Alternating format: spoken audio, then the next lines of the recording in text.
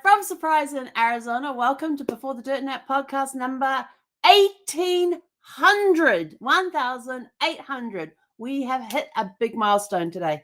So 1800 days of Facebook Lives. But we're still 26 days away from number 1826, which will be five years. So tonight we're talking about milestone celebrations. How do you celebrate them? When you hit a milestone, how do you celebrate? It doesn't matter what the milestone is. It could be a wedding anniversary. It could be a work anniversary. It could be a sales number that you've hit. That's a big milestone. And for some reason, I'm really, really itchy. Hang on. I need some lavender. Oils always come in handy. I don't know. I woke up and I had this bite on my hand. Not sure what it's from, but lavender oil will help with that. Yay. Lavender oil. Just realized I was itching my hand, and there's a nice little bite there. Not sure what it's from, but the lavender oil will take care of it. Anyway, so we got so much. And then yesterday I was clearing out a box and I came across some retro stuff, and so I was like, I got to show this off. So we're just going to talk about stuff tonight. So it is Friday. It is a Finish It Friday. For some people, they've actually taken today off because yesterday was 4th of July. Tomorrow is Saturday. So they took the day off to have a nice four-day weekend. 4, not 9. Oh my gosh. And does this one work? Hang on. How does this one go? This way. I think it's this one. I went a new one the other day and I'm not sure if it's this way or no, maybe it's not that way. Is it this way? No, that's the balloons and the confetti. There was a hand signal that was, maybe it's this way. Maybe it's this one. There we go. Look at that. We've got lasers now. Did you know that one? Yeah, I thought that was pretty cool. I saw that I was on something but that does it with 2, not with 1. Okay. Anyway, I know I'm all over the place. So it's Finish It Friday. So I was sitting here and I write down a lot of stuff. I have keeps always sounding. I have to tell you, this house is weird. It sounds like there's somebody else in this house because I keep hearing these things dropping. All that. That's the ice maker on the refrigerator. Then when the AC comes on, because of the type of filters that they provide us with for the HVAC system, it's very interesting because they actually come compressed, like folded up. And then when you go to use them, you just untwist them and they spring into full size. Because I have a 20 by 25 by 1 filter is what I need. And so it actually comes about this, about half that size. It comes in half that size and it's all twisted. Then you open it up. So what happens is that once it gets into the thing, it's got this kind of a metal thing that goes around the frame of it, I guess. I don't know. It kind of feels that way. Is that when the AC starts, of course, it's sucking the air through the return, which is just out here in the hallway. And there's 2 of them right next to each other. So I have to put 2 filters in. And it makes this horrendous noise when it starts up. And you're like, what the heck is that? Is there somebody in the house and it sounds like somebody's opening a door or something like that. And I'm like, what the heck? This house sounds haunted, but it's not. Anyway, and then I have to remember, that's the AC coming on. But it's really noisy. And I keep trying to figure out how do I stop it from sucking up and making this great big noise? I have no clue. Anyway.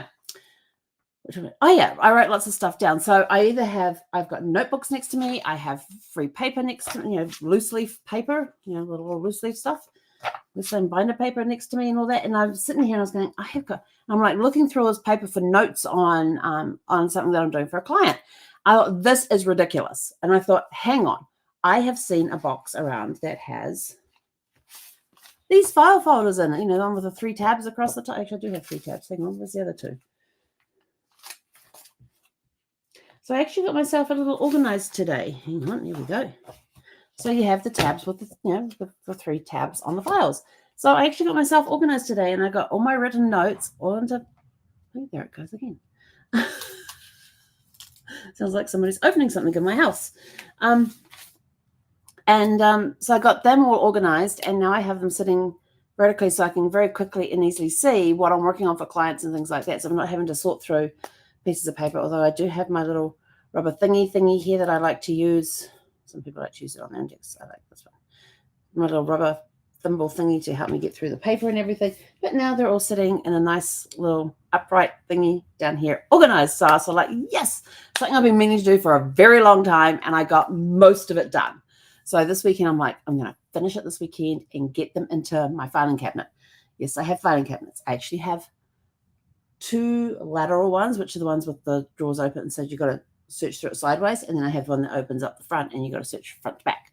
So, yes, I actually have 3 filing cabinets, a 4-drawer and 2, one here, one over there, 2 2-drawer lateral ones.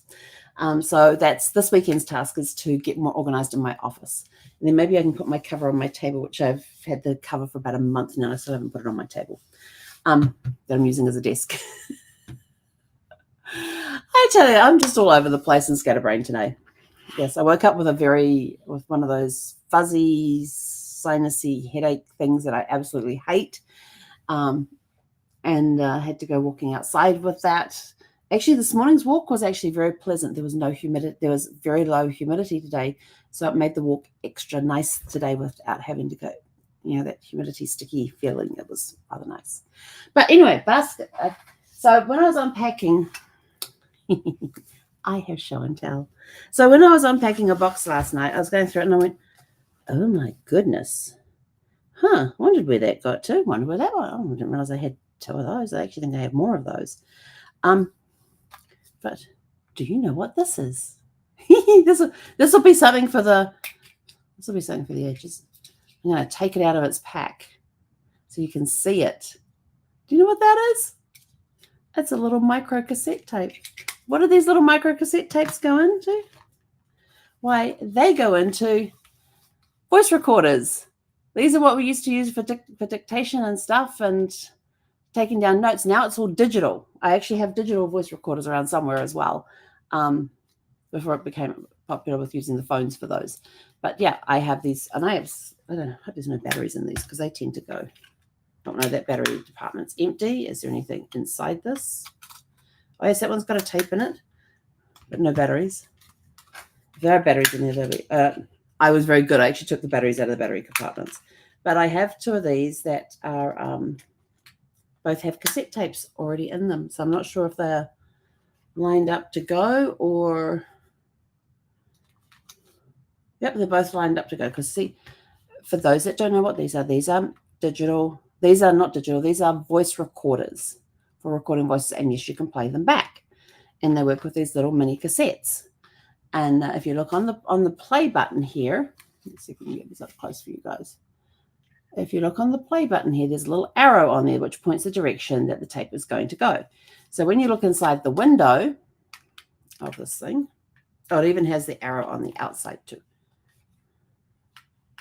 See, it has the arrow here on the outside too. So when you look in the window and see how much tape is left, you know which way the tape's going. So you know, it's really bad with reflection.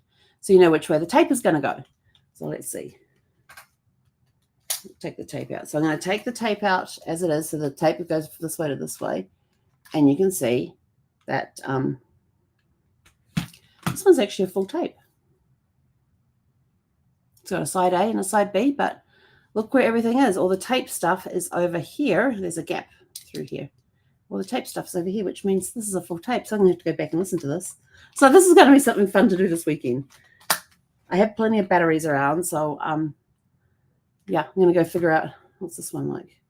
This one's ready to go. Is it on side A or side B? Whichever side is facing up, that's the side you go to.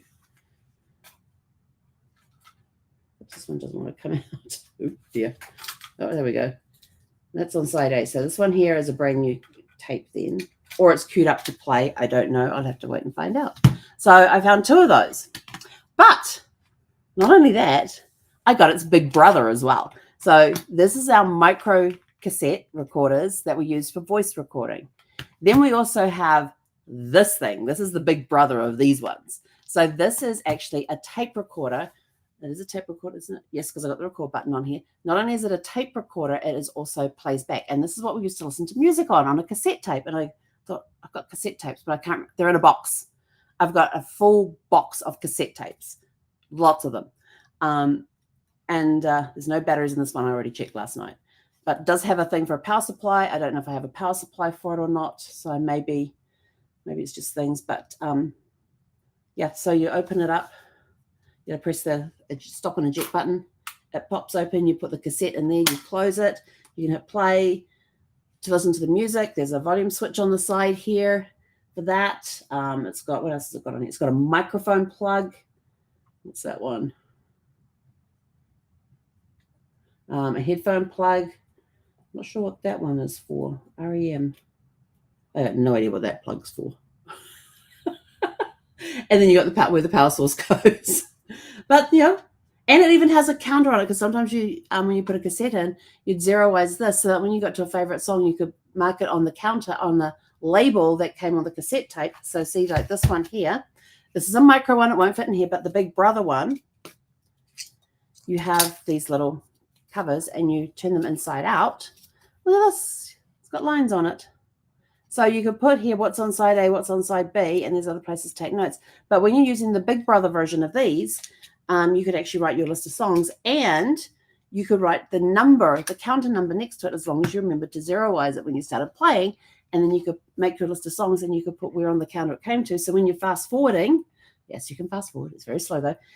You could watch the count and you put the tape in, rewind it back to the beginning, you hit the 0 button, and the button to zeroize it, and then you fast forward, hit the fast forward button until that number comes up in the display here, and then you stop, and now you can play that song. So that was how you could find your tracks on a cassette tape. So that was another one. Put that back in there. Oh, I thought this was kind of fun. And then there was this one, and this is my last one out of here. And I pulled this one out, and one that's got Connect You Marriott, which is the training center that I used to work for when I worked for Marriott International. Connect You, it was, we did training for all sorts. But our when we were training the general managers, they got given this cool little tool that came preloaded with stuff, and they were able to keep track of things and everything else. And it came in a little case, and we had this little case for them, nice little leather case. And inside, and if any of my Marriott friends from Connect You are watching, look, it even had, I'm going to show you the inside. It had this flap where you could actually put there is a slot there, where you could actually put like a notepad in there. I have a notepad, but it's done wrong. So you put a notepad in there. You have pen holder here. And then you open up this flap and you have this little thing to put stuff in. And then you could put credit cards and driver's license here. So this became your wallet that you would carry around. It's a pretty big wallet to stick in your pocket, right? On the other side, this is going to crack people up. So you had the pen holder down the middle. You also have, actually, I'm going to do this for a second. And then you had this Velcro pad on here, which is what our item went on. But you also had this little thin thing here, like a little pen holder, but it's very skinny. And that was for a stylus. Why would you need a stylus? You said, that's a very good question, I say. Oh, yes. And then it had, well, this is a blank one. But it had a blank slot for your SD card. This is a blank SD card. But you had this. It's your Palm Pilot. This was your Palm Pilot that went inside this cover, and it came with these little sticky things on it you could stick on the back so it could Velcro to that. And you would, this is your PDA. And the power button's up here. This thing's got no juice in it. I have a charge. I probably still have a charger for it somewhere. But on here you had, here's your calendar button. Here's your contact list button. Here is your to-do list button. Here is your writing button, because you take that stylus and you would write. I don't know where the stylus went, but you could write on the screen with your stylus. And then you had ways to move up and down and through things. And this was your mouse. These two buttons were your mouse to shift them up and down and around and everything else. So this is what, this is like the power button up here. And so this is what we used to give the general managers with all of their stuff on it for their training classes and things like that. So I was sort of like, oh my gosh, I wonder if there's anything on here. So now I have to find the power supply, because as you can see, this is where the power supply went. So it's not a USB cable. It's a very specific one specifically for this. And I think it was Franklin Covey that did these Palm Pilots. So yeah, this is what we used to carry around with our schedule on here, our phone numbers, to-do lists. We could write on here, put notes on here and things like that. And yeah, they didn't connect to the internet or anything. It was just your own little personal digital assistant, I think, or PDA, personal digital assistant, I think it was. And you also had another pen. And so this is what it looked like when it was sitting in there. And you also have another pen holder here. Like I said, the stylus holder, a pen holder. Then you have your notepad. And then you have your wallet area in here. And you could carry those around. And it had our brand on it. So I was sort of like, oh my gosh. Let's see, I worked for Marriott for 10 years. And I was in the training department from 2004 until 2010. That's when these were around. So not that long ago. And now, of course, we have smartphone. We now have these things which do all of that and a lot more. So, so I thought that was a pretty cool thing to, when I was going through this box and I'm finding these things, I'm like, oh my gosh. I said, I thought I got to show these ones. This is like retro. So Retro Friday for that one. So yeah, so that was a very interesting find.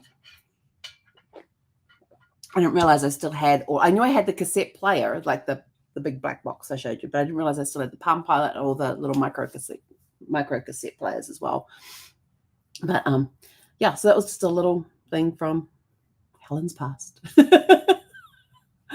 Old tools that we don't use very much anymore, hardly ever. But I do have a box, and I mean the box is like 18 inches by 18 inches by 12, I think, an 18 by 18 by 12. Might be an 18, 12 by 12. But it's a big box, and it's full of cassette tapes. And they're all in cassette tape holders. And that's like a box that you would get that you could actually slot all the cassette tapes in when you didn't need the covers. So it was a way of transporting around a lot of cassette tapes, because with the size that these holders, you could put them in their covers if you wanted to, or you could put them in without their covers, and you got more in without the covers than you did with the covers. And most of the ones I have are like story tapes for businesses, business story tapes and things, and business ideas and things like that. Not so much music, but I do have some music cassette tapes.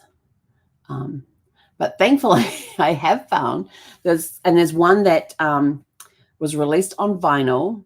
It was the very first record that I ever purchased, and that was back in 1978. 1978 or 1979. And it was by one of my favorite stage actors, Rob Guest. And he did this album called Dedication. And it had 5 songs on each side. And I could, at one point, I haven't listened to it for a while. I've only got it on cassette tape. I don't have the vinyl anymore. The cassette tape is really, really scratchy and everything else. But I did find somewhere online on YouTube where they had somebody had actually uploaded the whole album. And so there's a playlist for Dedication that has all 10 songs on it. And so I was listening to that like a couple of months ago, and I was surprised at how many songs I could actually remember. Now, I had gone through and choreographed a dance for every single song on that record. Could I remember the dances? Some of them I could, but mostly I was surprised at how many words I could remember out of those 10 songs. And I hadn't listened to that album in eons. In fact, I didn't even know what happened to all my vinyls. I have no clue what happened to any of them.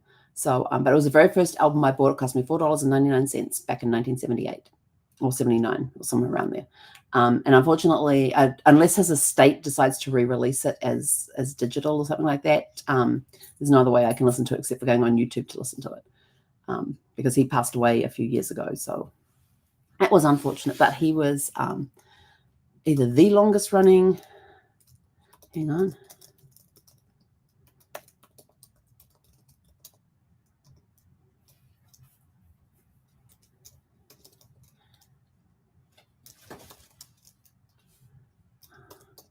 Just seeing if he actually played the Phantom in Phantom of the Opera, and I went over to Sydney one year to see him.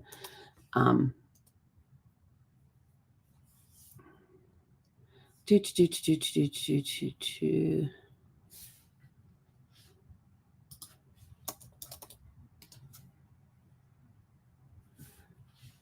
I don't even know if he's made it on this list. Let's see.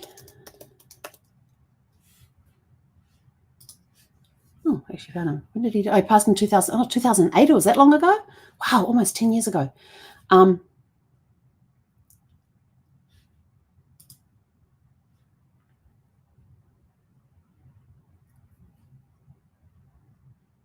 Yeah, he was one of the longest running. He was the longest running Phantom, I think it was. Let's see if it's got it on here.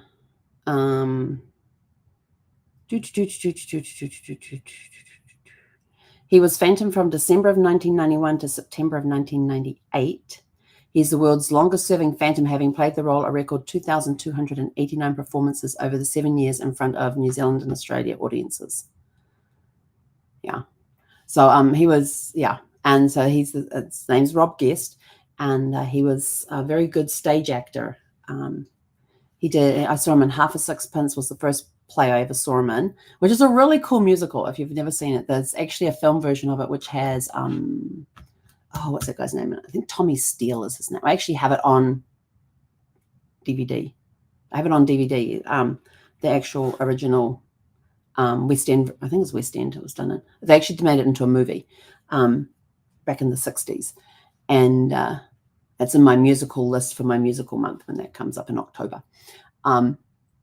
And he played Kip in Half a Sixpence, which was a really cool musical. Loved him so much in that I think it was the following year that my grandparents took me back to the Palmerston North Opera House, and we saw him as Joseph in Joseph and the Amazing Technicolor Dreamcoat. And from that point on, I was following his career, the TV shows he did in New Zealand. When he moved over to Australia, I kind of lost track of him over there.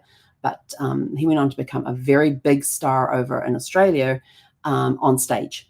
And he even became a TV star as well, because he did, what was the name of that TV show?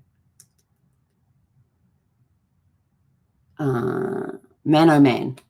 And I can't remember what it was about, but there were all these guys that would walk around in swim trunks. That's all I remember, showing off their physiques and things. And I can't remember, it was some sort of competition thing to see who was the last man standing, I think. Yeah, it's been a long time since. I'm going to have to go on YouTube and see if I can find that TV series, Man Oh Man. And he had different specials and all that sort of stuff as well. So I was very sad to hear when he passed. He was actually playing the wizard in Oz. I think it was Oz that he was playing.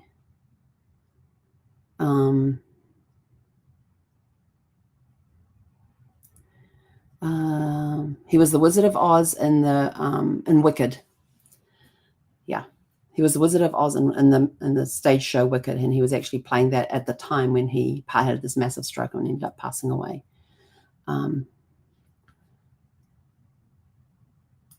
But he was a pretty cool guy, and I can't believe it's been 2008. That's almost 20 years. Wow. Yeah. Wow. Time flies. Anyway, that's it for me for today. So yeah, I'm gonna see if I can find some cassettes. When I find some cassettes, we might put some of them in the cassette player if I can figure it out. If I can find the power supply, or does it take AA or AAA batteries? I think it's AA's. Yeah, it's AA's. 4 AA batteries. Yeah, I think I have those. So maybe one day on a show I will pull this out and put a cassette tape in with some music on it. In fact, I still have, I wonder if I can find it.